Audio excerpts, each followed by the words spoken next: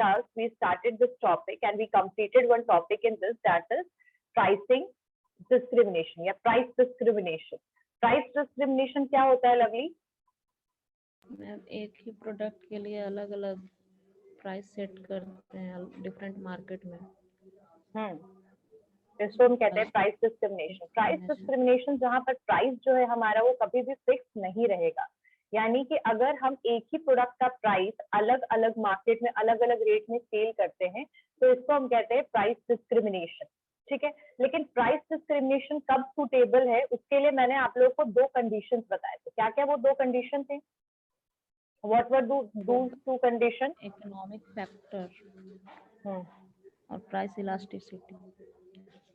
हाँ, एक था आपका कि बेसिकली आपका जो नेशनल मार्केट है उनको हमेशा आप सेपरेट रखिए. ठीक है, जो मैंने आप लोगों को सिचुएशन बताया था फोर्ड मोटर्स का, जर्मनी और बेल्जियम दोनों जगह पे क्या सिचुएशन आया था उसके बारे में. और दूसरा जो मैंने आप लोगों को बताया था वो था आपका बेसिकली प्राइस इलास्टिसिटी से रिलेटेड. तो ये था आपका प्राइस डिस्क्रिमिनेशन. सेकेंड जो है वो है स्ट्रैटेजिक प्लानिंग, उसको आज हम कंप्लीट करेंगे. Before that I just want to tell you all that जो इससे पहले वाला जो चैप्टर मैंने करवाया है आपको इंटरनेशनल मार्केटिंग, उसमें किसी को कोई डाउट है इंटरनेशनल मार्केटिंग में?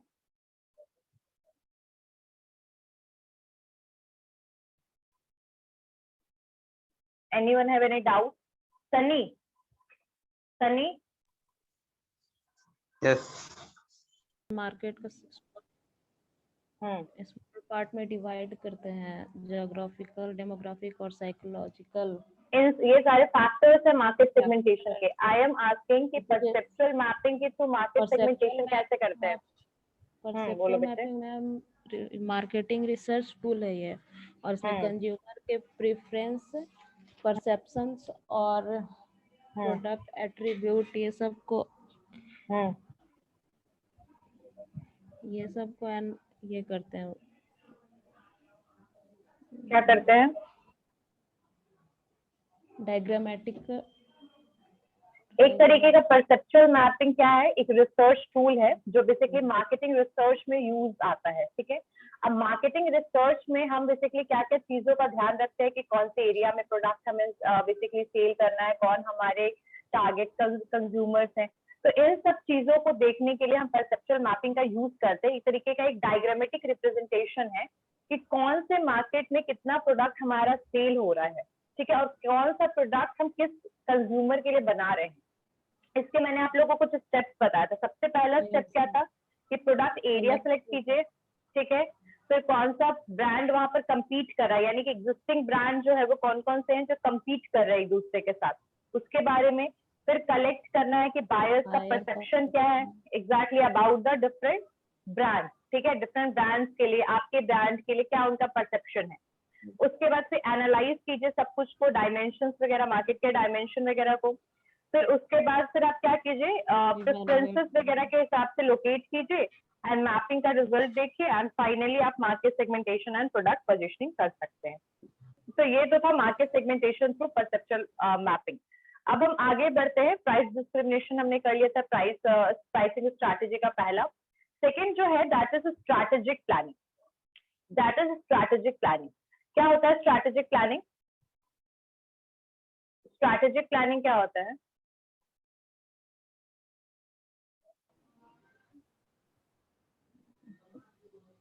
ठीक है, स्ट्रैटेजी एक तरीका होता है, मतलब अलग अलग तरीके से जब हम प्राइस को सेट करते हैं. यहाँ पर कुछ स्ट्रैटेजिक प्लानिंग दिया हुआ है, स्ट्रैटेजिक प्राइसिंग दिया हुआ है बेसिकली.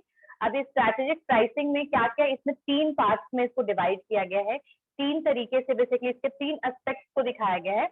एक है प्रेडिक्टरी प्राइसिंग, सेकेंड है multi point pricing and third is experience curve pricing. जब हम प्रेडेटरी प्राइसिंग की बात करते हैं तो इस कंडीशन में हम जो प्रोडक्ट का प्राइस है वो कैसे सेट करते हैं. इस कंडीशन में हम प्राइस को एक वेपन की तरह, एक हथियार की तरह लेते हैं इसे. और क्या करते हैं हम कि जब हम नेशनल मार्केट में एंटर होते हैं, यानी कि मान लीजिए कोई ए मार्केट है, कोई ए है और एक बी है. जो ए कंपनी है वो यूएसए में, बी कंपनी मान लीजिए इंडिया में है. तो जैसे ही ए कंपनी दूसरे जगह पे आई, दूसरे कंट्री में जैसे ही वो ट्रांसफर हुई, वैसे सिचुएशन क्या हुआ कि बेसिकली वो अपने प्रोडक्ट का प्राइस जो है उसको लो कर लेगी. जैसे ही they enters in the another market, वो प्रोडक्ट का प्राइस जो है वो लो कर लेगी। यानी कि जैसे ए जो है, ए कंपनी दूसरे कंट्री में जैसे एंटर हुई, वैसे ही उसने अपने प्रोडक्ट का प्राइस लो कर लिया। जैसे ही वो प्रोडक्ट का प्राइस लो कर लेगा, वैसे ही सिचुएशन क्या वहां पर बिल्ड होगा, वहां पर जो कॉम्पिटिटर्स होंगे या फिर ऑलरेडी जो वहां पर कंपनीज होंगे, उनके प्रोडक्ट के ऊपर ऑब्वियसली इफेक्ट पड़ेगा, क्योंकि आप प्रेफरेंस किसको दीजिएगा, जो लो प्राइस के प्रोडक्ट है। ऐसे केस में जो एग्जिस्टिंग कॉम्पिटिटर्स होंगे वो मार्केट से बाहर चले जाएंगे। जब वो मार्केट से बाहर चले गए और कंज्यूमर्स के पास अब कोई अल्टरनेटिव एज सच नहीं बचा, तो उसके बाद ऐसी कंपनीज अपने प्रोडक्ट का प्राइस हाई कर लेगी और प्रॉफिट को एंजॉय करेगी। तो ये एक तरीके का एक ऐसा टेक्निक है जिस टेक्निक में क्या किया जाता है कि आप सिर्फ कॉम्पिटिटर को पहले स्टार्टिंग के फेज में कॉम्पिटिटर्स को बाहर करने के लिए आप क्या कीजिएगा, कॉम्पिटिटर्स को आप बाहर करने के लिए सबसे पहला स्ट्रैटेजी ये यूज कीजिएगा कि आप प्राइस को ही लो कर दीजिएगा। जैसे ही प्राइस एक बार लो हो गया, ठीक है, वैसे ही कॉम्पिटिटर्स जो हैं वो मार्केट से ऑब्वियसली धीरे धीरे सारे बाहर चले जाएंगे, क्योंकि कॉम्पिटिटर्स उनके हिसाब से प्राइस लो नहीं कर पाएगा, वो एक्सट्रीम लो कर लेंगे। जैसे ही कॉम्पिटिटर जो है मार्केट में compete करना जैसे ही उनका खत्म हो गया, मतलब compete ही नहीं कर पा रहे हैं, बाहर चले गए, वैसे ही हम अपने प्रोडक्ट का प्राइस हाई कर लेंगे, मार्जिन हाई कर लेंगे एंड प्रॉफिट को एंजॉय करेंगे। और ऐसा बोला जाता है कि ये ज्यादातर कौन से कंट्रीज में, यानी जापानीज फर्म्स बहुत सारे ऐसे हैं जिन्होंने ये वाली पॉलिसी को अडॉप्ट किया है, ठीक है।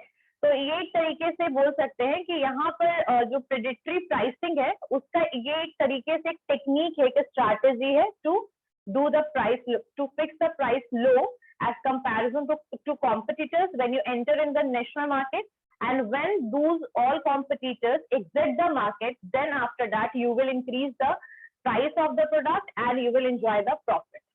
Clear हो गया Lovely and Surabhi? Yes ma'am.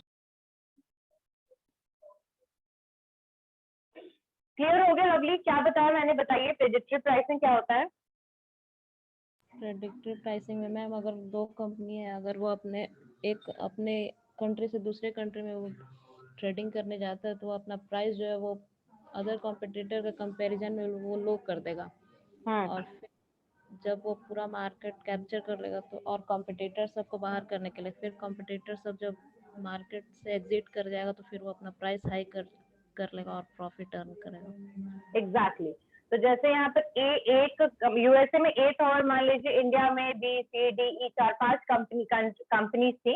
तो जैसे ए एंटर हुआ, ए जो बी सी डी ई जो भी कंपनीज हैं उन सब जैसे वो सारे बाहर होना शुरू हो गए या फिर उनका बहुत ज्यादा बोल सकते हैं कि मार्केट शेयर उनका कम होने लगा, वैसे ही जो ये कंपनी होगी, जो ए होगी, वो वैसे ही अपने प्रॉफिट को, वैसे ही अपने प्राइस को हाई कर लेगी।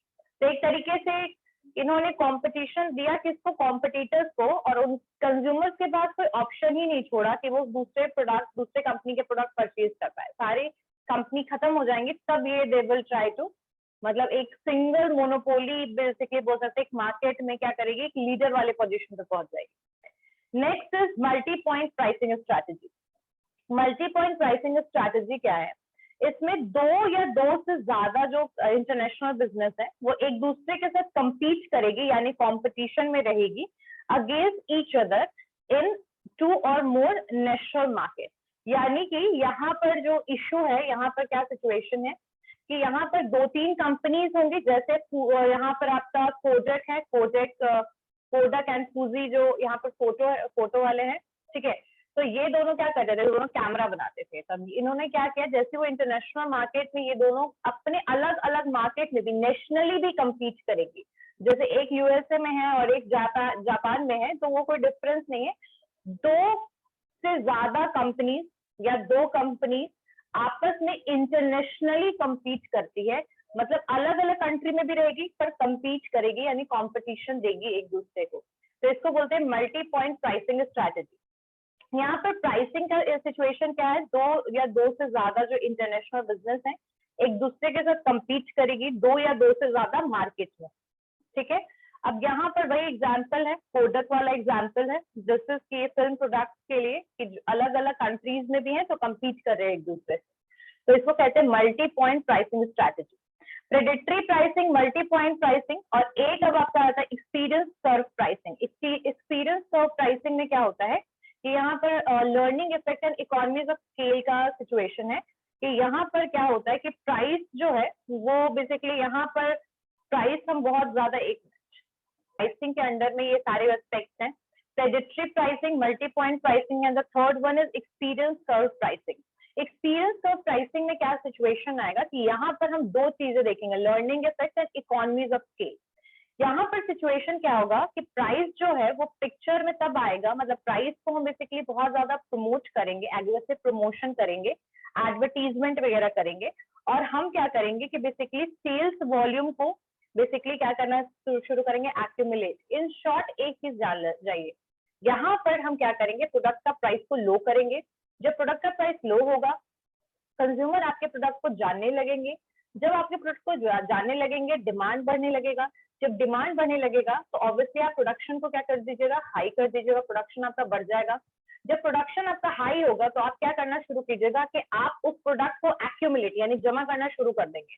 उसके बाद जब एक बार एक्यूमुलेशन हो गया और आप इकोनॉमीज ऑफ स्केल को रीच कर जाएंगे। इकोनॉमीज ऑफ स्केल का मतलब क्या होता है, जब आप बहुत ज्यादा प्रोडक्शन करते हैं तो पर कॉस्ट जो पर प्रोडक्ट का है वो लो हो जाता है।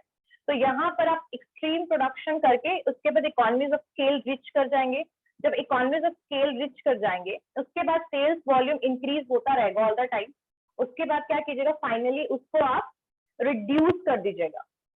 किसको रिड्यूस कर दीजिएगा, प्रोडक्शन को थोड़ा सा रिड्यूस कर दीजिएगा, बिकॉज आप एक लर्निंग सिचुएशन में, मतलब आपने इन पूरे सिचुएशन से क्या लर्न किया कि जब आप अपने प्रोडक्ट का प्राइस लो करिएगा और उसको एक्यूमुलेट कर दीजिएगा एंड फाइनली बाद में आप प्रोडक्ट को क्या कर सकते हैं, आप कम कर सकते हैं उनका प्रोडक्शन। मतलब एक बार इकोनॉमी स्केल को रिच करने के बाद वहां पर आप प्रोडक्ट को लो कॉस्ट में और हाई प्रोडक्शन के साथ सेल कर सकते हैं।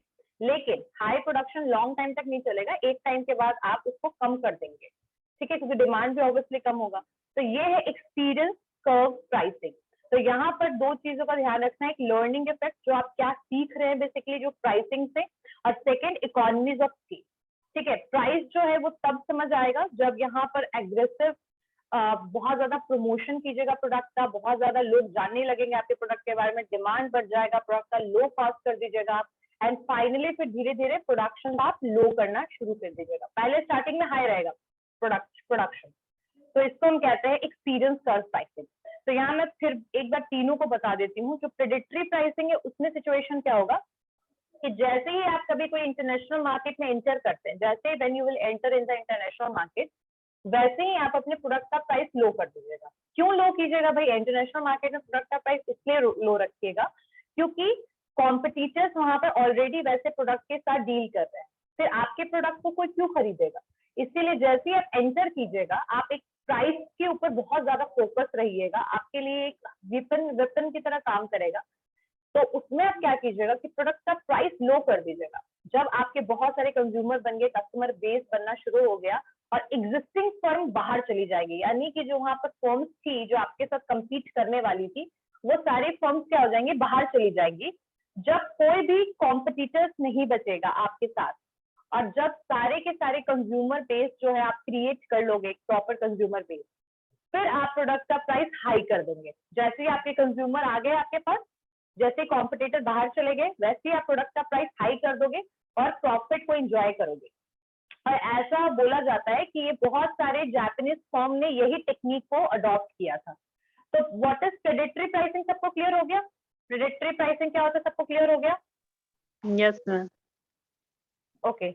और एक मल्टी पॉइंट प्राइसिंग स्ट्रैटेजी का मतलब क्या होता है कि जब दो या दो से ज्यादा जो कंपनीज हैं, दो या दो से ज्यादा कंपनीज दो या दो से ज्यादा इंटरनेशनल मार्केट में compete करेगी, यानी कि दो कंपनीज हैं और दो कंट्री है, मतलब ये दोनों कंपनी अलग अलग कंट्री में है लेकिन इंटरनेशनली compete कर रही है एक दूसरे से, ठीक है, तो इसको हम कहते हैं मल्टी पॉइंट प्राइसिंग। नेक्स्ट है यहाँ पर जो नेक्स्ट है आप एक्सपीरियंस कर्व प्राइसिंग। यहाँ पर experience and economies of scale and production level की बात की जा रही है कि जैसे ही आपका इकोनॉमीज ऑफ स्केल आप रिच करोगे, एक बार आपका जब डिमांड इंक्रीज हो जाएगा, आप प्राइस को लो रखोगे, फिर धीरे धीरे ग्रेजुअली आप प्रोडक्शन को लो करते जाओगे।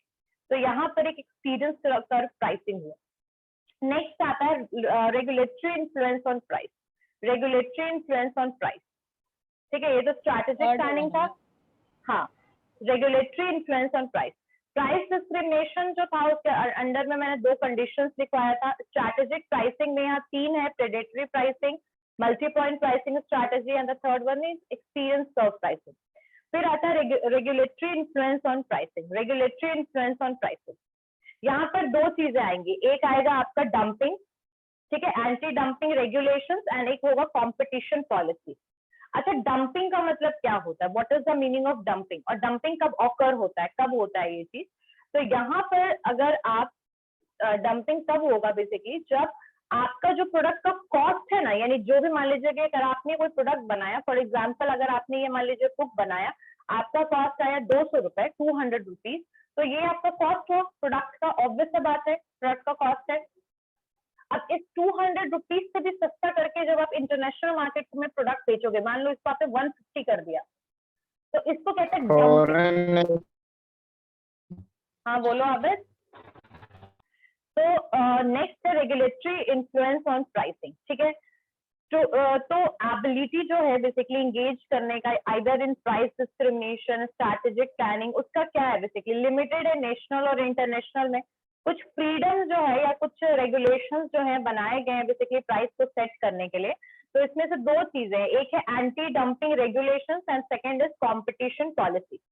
डंपिंग कब ऑकर होता है, जब आप कोई भी प्रोडक्ट का जो कॉस्ट है, बनाने का जो कॉस्ट है, प्रोडक्शन जो कॉस्ट है, उससे भी लो प्राइस में जब आप प्रोडक्ट को सेल करते हैं इंटरनेशनल मार्केट में। जैसे मैंने आप लोग को बताया कि इस बुक को बनाने में मुझे लगा मान लो 200 रुपए, और इसको मैं इंटरनेशनल मार्केट में 150 रुपए में सेल कर रही हूँ, तो that is known as dumping. इसको कहते हैं डंपिंग। क्या बोलते हैं इसको, डंपिंग, ठीक है। और ये डंपिंग कब होता है ये भी मैं बताती हूँ। डंपिंग का सिचुएशन तब होता है जब आपके खुद के मार्केट में, यानी डोमेस्टिक मार्केट में आपके प्रोडक्ट का सेल बिल्कुल ही कम हो जाए, यानी एकदम बहुत ही कम हो जाए, निगेटिव जाने लग जाए, यानी कि जो आपका प्रोडक्ट लाइफ साइकिल है आपके प्रोडक्ट का, वो बिल्कुल क्या हो जाए, डाउन हो जाए, बिल्कुल डिक्लाइन वाले स्टेज में पहुंच जाए। अब आपके प्रोडक्ट को कोई भी डिमांड नहीं कर रहा है डोमेस्टिक मार्केट में। अब ऐसे केस में जब आपके पास बहुत ज्यादा स्टॉक है, तो आप क्या कीजिएगा, आप जाकर के उसे उन कंट्रीज में सेल कर दीजिएगा। हो सकता है जहां पर उस प्रोडक्ट के ऑब्सोलीट होने का कोई ना नॉलेज हो और ना उनका स्टिल आपके प्रोडक्ट के लिए डिमांड हो।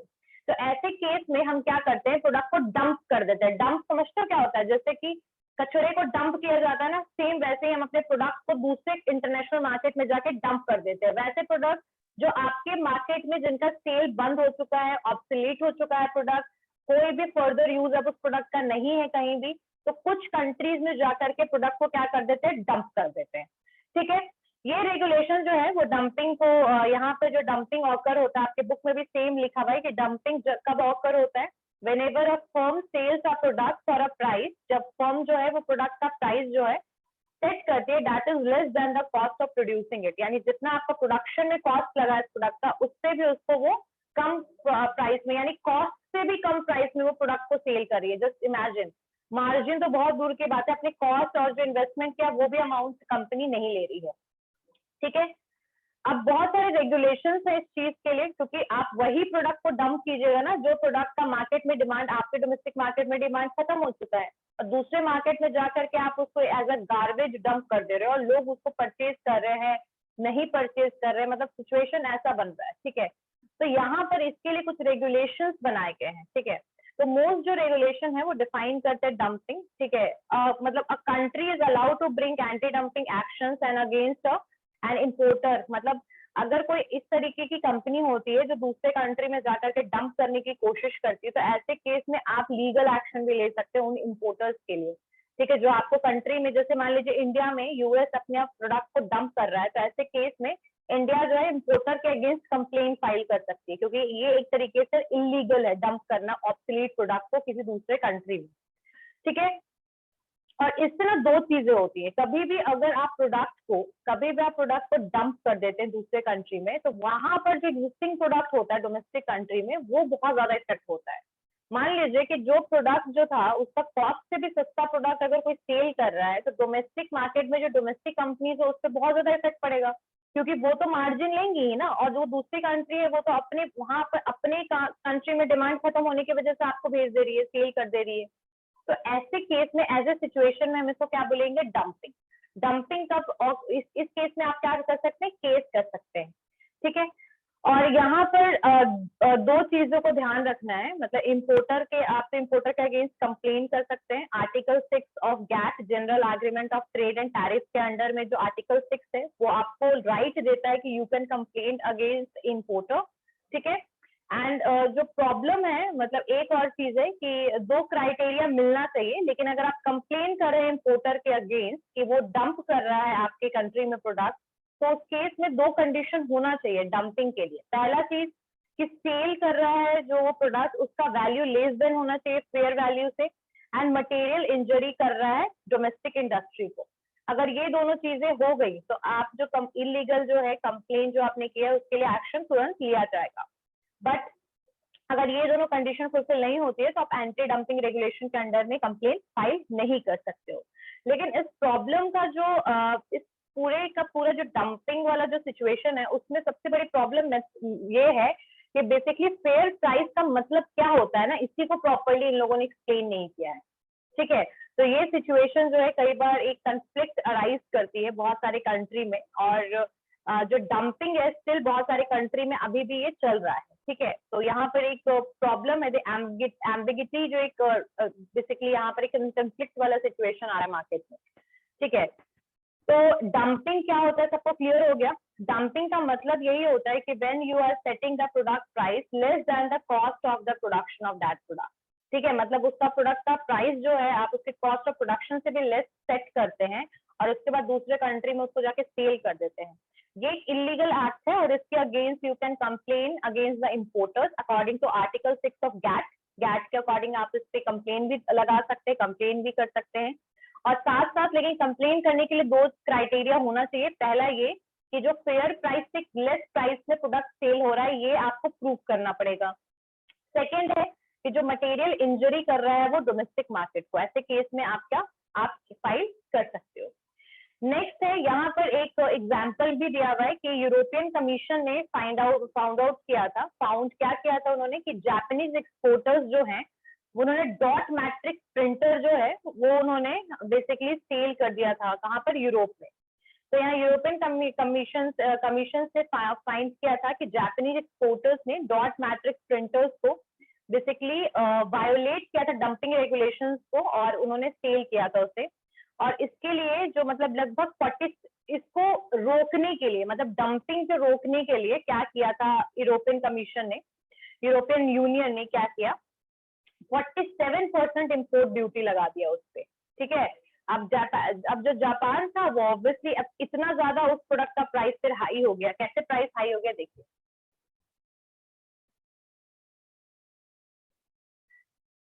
मैं डंपिंग समझा रही हूँ, देख लीजिएगा एक बार। फर्स्ट मान लीजिए कि आपका कॉस्ट है प्रोडक्ट का 200 रुपए, ठीक है। मान लीजिए यहाँ पे प्रिंटर है, मान लीजिए कि 2000 रुपए उसको बनाने का कॉस्ट है और जो आपका जापान है वो उसको बेच रहा है 1500 में, 1500 में। अब यहाँ पर क्या हो रहा है कि 2000 से भी सस्ता 500 रुपए सस्ते में जापान जो है वो क्या कर रहा है, प्रोडक्ट को सेल कर रहा है, कहाँ पर, मान लो कि यूरोप में। अब यूरोपियन कमीशन को ये बात तो पता लग गई, अब वो क्या करे, तो इसके लिए आप एक्शन ले सकते हो, ठीक है, कंप्लेन कर सकते हो, एक्शन ले सकते हो एंटी डंपिंग के मतलब डंपिंग के अगेंस्ट। तो इन्होंने क्या किया कि जापान के ऊपर 47% इंपोर्ट ड्यूटी लगा दिया। अब किसी प्रोडक्ट के ऊपर 47 या 50% आप इंपोर्ट ड्यूटी लगा दोगे, मतलब कि हर सोच के देखिए कि अगर आपका जो प्रोडक्ट है वो 5 लाख का है, 5 लाख का है, तो उस पर आपने कितना परसेंट, मान लीजिए 50% होता तो आपने इस पर 2.5 लाख सिर्फ इंपोर्ट ड्यूटी लगा दी। सोच के देखिए कि प्रोडक्ट को कितना महंगा कर दिया इंपोर्ट ड्यूटी ने। तो ये चीज यूरोपियन कमीशन, यूरोपियन यूनियन ने ये स्टेप उठाया कि they take a very high import duty amount from the Japanese because they are selling the obsolete or outdated products or printer in the European areas, ठीक है। And for protecting the domestic manufacturers, what they did, they basically started taking 47% import duty, which demotivate Japan to sell these products in the Europe. तो ये होता है basically यहाँ पर ये एक स्टेप लिया गया किसके द्वारा, यूरोपियन यूनियन के द्वारा। क्लियर हो गया। पॉलिसी, कंपटीशन पॉलिसी जो है बेसिकली, चलिए तो कंपटीशन पॉलिसी क्या होता है? कंपटीशन पॉलिसी यहाँ पर जो बहुत सारे इंडस्ट्रियलाइज नेशन है, जहाँ पर बहुत ज्यादा इंडस्ट्रीज हैं, बहुत ज्यादा इंडस्ट्री जो है डेवलप्ड है, उन्होंने ये रेगुलेशन को कहीं ना कहीं डिजाइन किया है। They nation have regulation design to promote competition, यानी कि कंपटीशन को प्रमोट करना और रिस्ट्रिक्ट करना मोनोपोली प्राइस को। मतलब इसका सिचुएशन क्या होता है, जैसे मान लो कि कोई एक कंपनी है, 3 कंपनी किसी एक कंट्री में है, देखिए मैं दिखाती हूँ।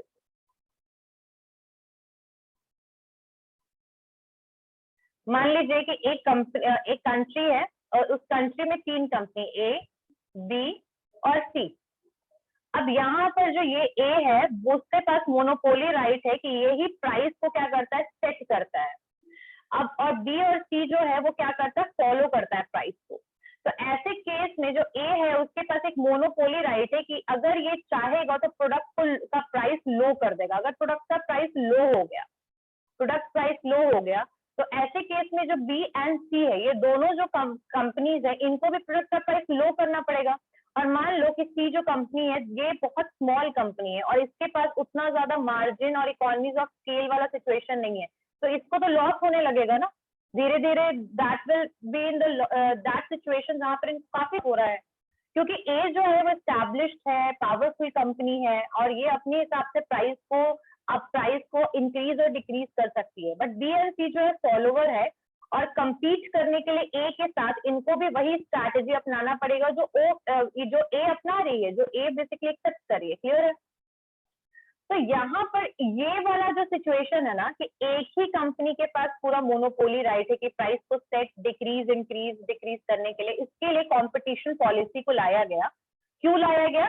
ताकि जो वहां पर जितनी भी इंडस्ट्रीज है, जितनी भी कंपनीज है, वो आपस में compete करे, ना कि वो कोई भी एक मोनोपोली एक सिचुएशन में कोई एक ही कंपनी के हिसाब से सारी कंपनी चले।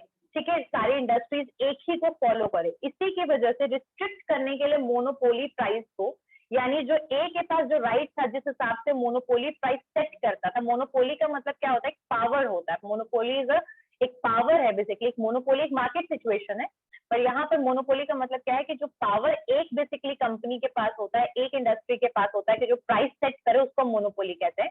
तो यहाँ पर जो मोनोपोली पावर है उसको रिस्ट्रिक्ट करना बेसिकली कॉम्पिटिशन पॉलिसी का एम।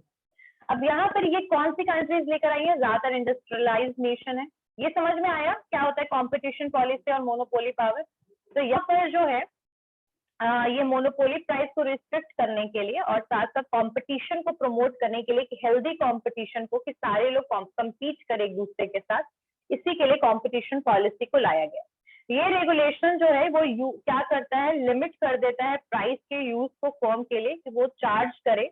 मतलब कि these regulations can be use to limit the prices, prices को लिमिट करने के लिए the prices a firm can charge in a given country, यानी कि जो फर्म जो है इधर उधर कंट्रीज में जो चार्ज कर रहा है उसको लिमिट करने की कोशिश क्यों करता है।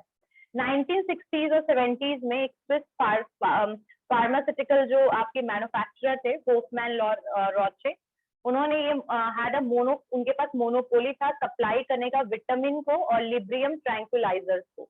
मतलब ये 2 तरीके की मेडिसिन थी जो एक फार्मास्यूटिकल जो था उसके पास, इसका क्या मिला था, इसके पास मोनोपोली था। ये कब की बात है? 1960s एंड 70s की बात है।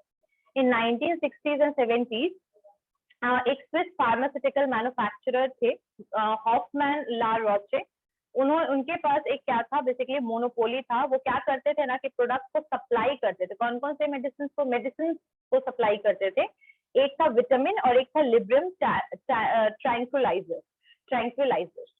तो जो ब्रिटिश मोनोपोली था और जो मर्जर कमीशन था वो रिस्पॉन्सिबल थे बेसिकली फेयर कंपटीशन के लिए। तो उन्होंने क्या किया, कंपनी को उन्होंने फाउंड किया कि कंपनी ओवर चार्ज कर रही है ट्रैंक्विलाइजर्स से ऑर्डर को, और रिड्यूस कर दिया 35 to was overcharging for its tranquilizers को समझाऊंगी, and ordered the company to reduce its price to 35 to 40%। अब यहाँ सिचुएशन क्या था, आप ध्यान दीजिएगा। अगर किसी भी कंपनी के पास मोनोपोली राइट होता है, किसी भी कंपनी के पास प्राइस को इंक्रीज डिक्रीज करने का राइट मिल जाता है, तो वो अपने हिसाब से प्रोडक्ट का प्राइस को इंक्रीज डिक्रीज करती है। अब यही वाली चीज को बेसिकली कंपटीशन पॉलिसी ने खत्म कर दिया। उन्होंने क्या किया कि उन्होंने बोला कि भाई सारे जो प्रोडक्ट के प्राइस को लिमिट करना शुरू कर दिया कि भाई आपको इस प्रोडक्ट का प्राइस इतना रखना है, इस प्रोडक्ट का प्राइस इतना रखना है, आपने लिमिट कर दिया। सारे जितने भी वहां पर एग्जिस्टिंग कॉम्पिटिटर्स ऑफ फर्म्स थे, सब में आपने क्या बोला कि भाई आप लोग कम्पीट कीजिए एक दूसरे के साथ, बट प्राइस को लिमिट कर दिया। ये चीज एक एग्जाम्पल के में बताया जा रहा है कि 1960-70 में एक फार्मास्यूटिकल की कंपनी थी, वो उसके पास मोनोपोली राइट था कि वो 2 टाइप की जो मेडिसिन थी वही क्या करती थी, सप्लाई करती थी। और जब एक कमीशन था, ब्रिटिश कमीशन जो था, वो जब एक सेटअप हुआ तो उन्होंने देखा, चेक किया कि जो प्राइस होना चाहिए, मतलब इन दोनों मेडिसिन का जो प्राइस होना चाहिए वो बहुत ज्यादा हाई है। इंटरनेशनल मार्केट में काफी ज्यादा हाई करके वो सेल कर रहे हैं प्रोडक्ट को।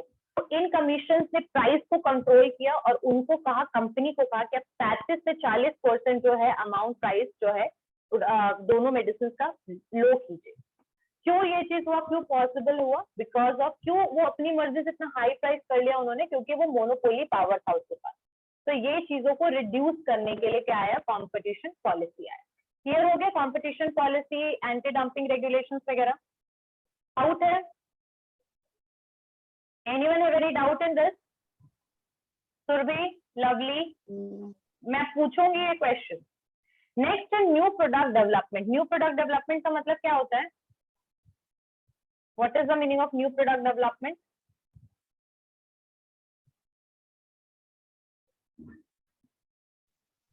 क्या होता है न्यू प्रोडक्ट डेवलपमेंट?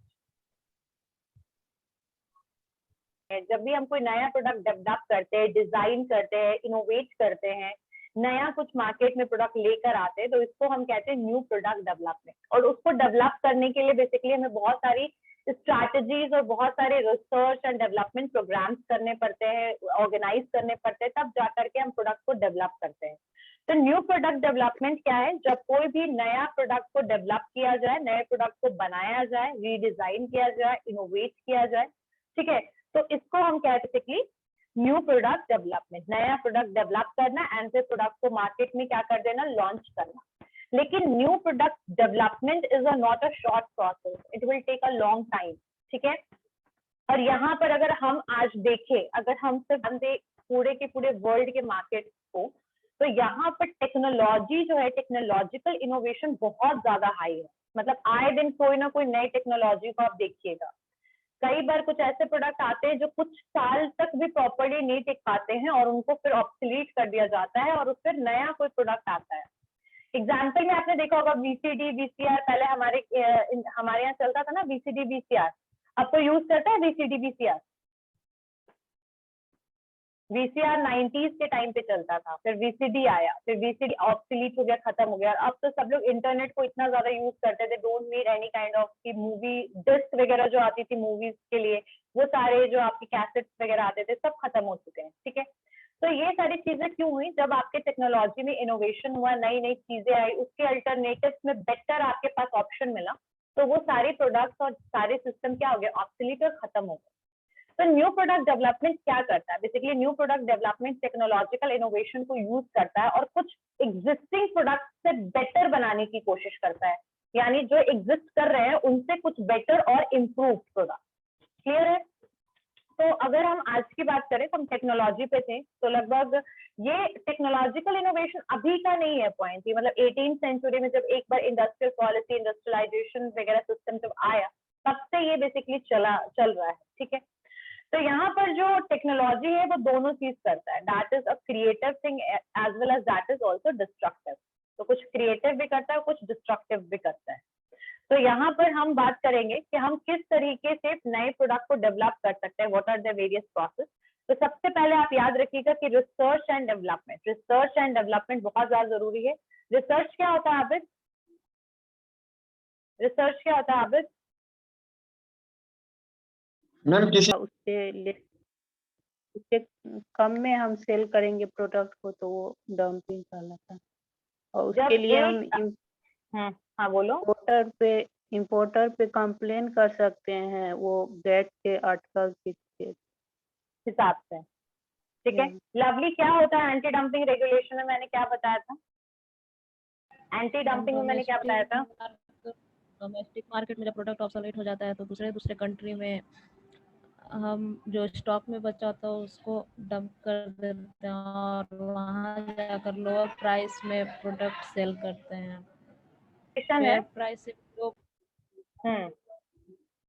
ओके, तो what is the meaning of anti dumping? तो मैं बता देती हूँ। एंटी डंपिंग का मतलब होता है एक रेगुलेशन है जो जिसके हिसाब से आप इंपोर्टर के ऊपर क्या कर सकते हैं, आप बेसिकली कंप्लेन फाइल कर सकते हैं इंपोर्टर पे। साथ साथ में आपके ऊपर पूरा आपके पास राइट है कि आप कोई भी एक्शन ले सकते हैं एंटी डंपिंग को रोकने के लिए। जैसे आपने इंपोर्ट ड्यूटी को इंक्रीज कर दिया, ठीक है, इंपोर्टर्स को बेसिकली रोकने के लिए आपने प्राइस जो है वो, ऑब्वियसली जब इंपोर्ट ड्यूटी आप बढ़ा दीजिएगा तो दे विल बी डीमोटिवेटेड, ठीक है। तो इसको हम कहते हैं एंटी डंपिंग रेगुलेशन। और डंपिंग का मतलब क्या होता है, जब हम प्रोडक्ट को दूसरे कंट्री में जाकर के सेल कर रहे हैं, प्रोडक्शन जो कॉस्ट है उससे भी लो कॉस्ट में। समझ में आया आबिद? तो बेसिकली यहाँ पर हम बात कर रहे थे न्यू प्रोडक्ट डेवलपमेंट की। तो न्यू प्रोडक्ट डेवलपमेंट में बेसिकली अब हम देखेंगे लोकेशन ऑफ R&D, यानी रिसर्च एंड डेवलपमेंट को हमें कहाँ कंडक्ट करना है, ठीक है। यानी यहाँ पर हम न्यू प्रोडक्ट डेवलपमेंट के लिए बेसिकली क्या करेंगे, R&D करेंगे, ठीक है। और हम देखेंगे कि डिमांड कहाँ पर ज्यादा स्ट्रॉन्ग है, कंज्यूमर कहाँ पर एफ्लुएंट है, ठीक है। उसके बाद से कंपटीशन कितना इंटेंस है, यानी कितना इंटेंसिव कंपटीशन है, कितना मार्केट कितना कॉम्प्लेक्स है, ये सारी चीजों को हम फाइंड आउट करेंगे, ठीक है। यहाँ पर एक रिसर्च एंड डेवलपमेंट में हम कुछ नए टेक्नोलॉजीज को देखेंगे, उसको कॉमर्शियलाइज करेंगे। मतलब अगर नए टेक्नोलॉजी अगर हम कुछ बनाते हैं फिर हम उसको कॉमर्शियलाइज करेंगे। बट इन सबसे पहले हम कुछ चीजों को देख लेंगे कि जो भी प्रोडक्ट हम बना रहे हैं उसके लिए हमारे कंज्यूमर कौन होंगे, पोटेंशियल कंज्यूमर, कौन से मार्केट में हम उस प्रोडक्ट को सेल कर सकते हैं, कितना मार्केट में कॉम्पिटिशन है। अगर आप कोई नए प्रोडक्ट को बनाइएगा and without using this R&D, अगर आप प्रोडक्ट को सेल कीजिएगा तो हो सकता है आपका प्रोडक्ट लॉस हो जाए, आपको कंपनी में ही लॉस हो जाए। क्यों ये पॉसिबल है? Why this is possible? Because obviously कि आपने मार्केट के बारे में कोई रिसर्च नहीं किया है, कौन कंज्यूमर्स हैं आपके, आपको नहीं पता है। तो ऐसे सिचुएशन में सबसे पहले जब भी आप कोई नए प्रोडक्ट को बनाइए, डेवलप कीजिए, तो आपको क्या करना है, रिसर्च एंड डेवलपमेंट करना है। किस चीज के ऊपर रिसर्च एंड डेवलपमेंट करना है? लोकेशन के ऊपर, कि हमें प्रोडक्ट जो है वो कहाँ सेल करना है, कौन हमारे कंज्यूमर होंगे, कौन हमारा एफ्लुएंट ग्रुप है, कंपटीशन कितना इंटेंस है। तो इस चीज में पहले सबसे पहले लोकेशन देखेंगे R&D के। नेक्स्ट है हम R&D को, मार्केटिंग को और प्रोडक्शन को इंटीग्रेट करेंगे। यानी यहाँ पर प्रोडक्शन जो भी हमें करना है, प्रोडक्ट जो भी हमें बनाना है, उसको सेल मार्केटिंग कैसे करना है, उसको एडवर्टाइज कैसे करना है, प्रमोट कैसे करना है वो, और साथ साथ रिसर्च एंड डेवलपमेंट, इन तीनों को हम इंटीग्रेट करेंगे न्यू प्रोडक्ट डेवलपमेंट के लिए, ठीक है। सबसे पहले हम प्रोडक्ट में देखेंगे कि बेसिकली वहां पर तुम लोकेशन देख रहे थे कि कहाँ हमें प्रोडक्ट सेल करना चाहिए। यहाँ पर हम बेसिकली क्या क्या चीजों को देखेंगे कि कस्टमर का नीड क्या है, यानी need of the customer will analyse. क्योंकि मार्केटिंग का सबसे पहला क्राइटेरिया यही है कि we have to analyse the need of the customer. फिर कस्टमर के नीड को हम चेक करेंगे। उसके बाद से देखेंगे कि नए प्रोडक्ट को डिजाइन करना कितना इजी है, किसी मतलब कौन से डिजाइन हम रखे हैं, क्या उस प्रोडक्ट से रिलेटेड चीजों को देखेंगे कि हमें प्रोडक्ट कैसे डिजाइन करना चाहिए, क्लियर है। कितना कॉस्ट लग रहा है, यानी प्रोडक्ट को बनाने में हमारा कॉस्ट कितना इनकर हो रहा है वो हम चेक करेंगे। और टाइम जो है वो मार्केट में कितना कम से कम हमें लगे प्रोडक्ट को सेल करने में। तो यहाँ पर हम इंटीग्रेट कर देंगे सब चीजों को, रिसर्च एंड डेवलपमेंट भी करेंगे, मार्केटिंग भी करेंगे एंड प्रोडक्शन भी करेंगे।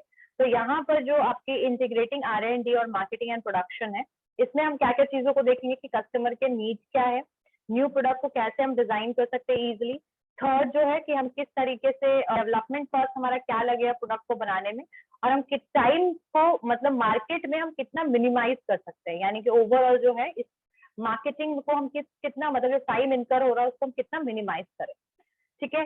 तो एक ये हो गया। एक है cross functional team, cross functional team. तो यहाँ क्रॉस फंक्शनल टीम जो है ये बेसिकली एक तरीके से इंटीग्रेशन है यहाँ पर सेम चीजों का, R&D, मार्केटिंग एंड प्रोडक्शन का, ठीक है। अब यहाँ पर ये जो तीनों तरीके से प्रोडक्ट डेवलपमेंट होगा। या तो आप लोकेशन के हिसाब से कर लीजिए प्रोडक्ट डेवलपमेंट, कि जैसे कि आपका डिमांड कहाँ स्ट्रांग है, कौन से कंज्यूमर हैं, किसके लिए आप प्रोडक्ट डेवलप कर रहे हो। क्योंकि हम इंटरनेशनल मार्केटिंग पढ़ रहे हैं तो प्रोडक्ट डेवलपमेंट स्टेजेस जो है वो नॉर्मल मार्केटिंग और जो इंडियन मतलब जो आप कह सकते हो डोमेस्टिक मार्केटिंग में है उससे कंपैरेटिवली थोड़ा डिफरेंट होगा। आप अलग अलग कंट्रीज में देखिएगा कि क्या चीजों पे ध्यान देना है। यानी लोकेशन हम पहले चेक करेंगे कि इस लोकेशन में हमें इन कस्टमर के लिए प्रोडक्ट बनाना है, फिर हम बेसिकली मार्केटिंग और प्रोडक्शन वगैरह जो भी आपका है, जो भी सिस्टम है न्यू प्रोडक्ट डेवलपमेंट में जो चीजों का रिक्वायरमेंट है मार्केटिंग का, प्रोडक्शन का और R&D का, उसको इंटीग्रेट कर देंगे। फिर आपका एक आता है क्रॉस फंक्शनल टीम, ठीक है। Cross functional team, location of R&D and integrating R&D, ये तीनों बेसिकली स्ट्रैटेजी हम यूज करेंगे। नेक्स्ट, तो लवली क्या होता है प्रेडेटरी प्राइसिंग? प्रेडेटरी प्राइसिंग क्या होता है? प्रेडेटरी प्राइसिंग मैम जब डोमेस्टिक मार्केट में जब एक कंपनी अनदर कंट्री में एंट्री करती है तो वो अपना प्राइस एकदम लो कर देती है अदर कॉम्पिटिटर से कंपैरिजन में, और फिर जब वो कॉम्पिटिटर सब एग्जिट कर जाता है तो फिर वो अपना प्राइस हाई करके जब वो कॉम्पिटिटर्स मार्केट एग्जिट कर जाता है, हाँ, तो वो प्राइस को हाई कर लेते हैं और प्रॉफिट और मार्जिन को एंजॉय करते हैं। न्यू प्रोडक्ट डेवलपमेंट क्या होता है आबिद? न्यू प्रोडक्ट डेवलपमेंट क्या है? कस्टमर के नीड को देखना, कस्टमर, पोटेंशियल कस्टमर को चूज करना, तो ये सब बेसिकली एक प्रोसेस है। न्यू प्रोडक्ट डेवलपमेंट एक प्रोसेस है जहां पर हम कोई न्यू प्रोडक्ट को डिजाइन करते हैं, बनाते हैं, इनोवेट करते हैं, इम्प्रूव करते हैं, टेक्नोलॉजिकल चेंज करते हैं और एग्जिस्टिंग जो भी प्रोडक्ट है उससे बेटर प्रोडक्ट मार्केट में लेकर आते हैं, ठीक है। तो इसको हम कहते हैं न्यू प्रोडक्ट। तो यहाँ पर एक बहुत लेमन